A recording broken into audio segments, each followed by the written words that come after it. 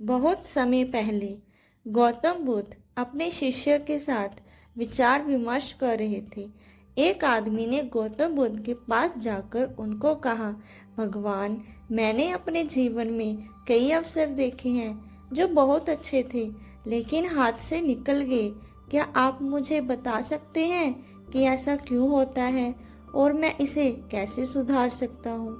बुद्ध ने मुस्कुराते हुए उत्तर दिया, बेटा, जीवन में अवसर हर समय हाथ से नहीं निकलते हैं, लेकिन कभी कभी हमारी अपेक्षाओं और आकांक्षाओं और लापरवाही और जल्दबाजी के कारण हम उन्हें खो देते हैं। तुम्हारी यह समस्या हल करने के लिए मैं तुम्हें एक कहानी सुनाऊंगा। बुद्ध की बात सुनते ही आदमी ध्यान से सुनने लगा।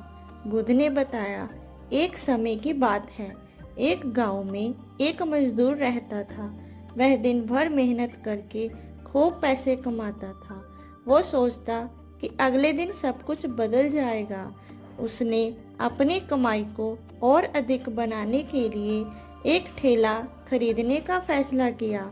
उसने अपनी खुशी, गम, संघर्ष और असफलताओं के साथ यह सोचा कि इस ठेले के द्वारा उसका अवसर आखिरकार उसके हाथों से नहीं निकलेगा। यह ठेला उसका सपना, उसका उद्देश्य और उसकी कठिनाइयों को पार करने का माध्यम है।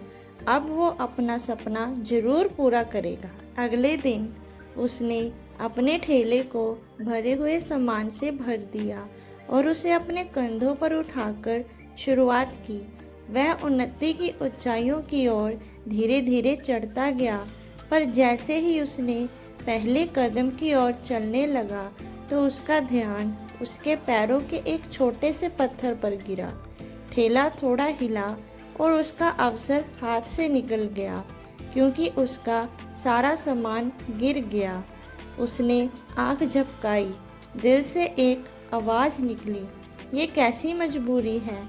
क्यों मेरे अवसर हाथ से निकल रहे हैं? ठेले के वजूद को देखते हुए वह देखा कि छोटा सा पत्थर उसकी उन्नति की राह में एक अवरोध बन गया था। जब उसने ध्यान से अपने आसपास देखा तो उसे अन्याय का एक संकेत मिला। उसने समझा कि यह पत्थर उसके विश्वास और संघर्ष को कम कर रहा है। एक पत्थर ने मेरा आत्मविश्वास गिरा दिया। फिर वह उस पत्थर को ध्यान से उठाकर उसे देखने लगा। उसने देखा कि यह छोटा सा पत्थर न केवल उसके ठेले की राह में आया था, बल्कि उसे व्यक्तिगत उन्नति की राह में भी आया था। यह पत्थर उसे याद दिला रहा था कि अवसर हमेशा कहीं ना कहीं मौजूद होते हैं। हमें उन्हें स्वीकार करना चाहिए और हमें उनका सामर्थ्य पहचानना चाहिए।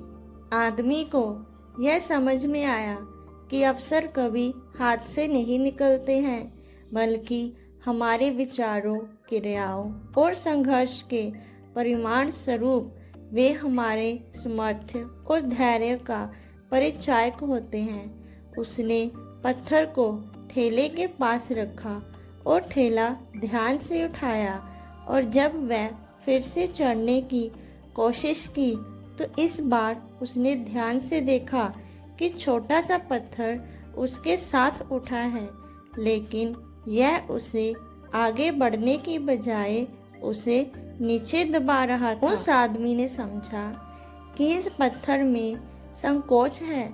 यह उसके आत्मविश्वास और सकारात्मक सोच को दबा रहा है।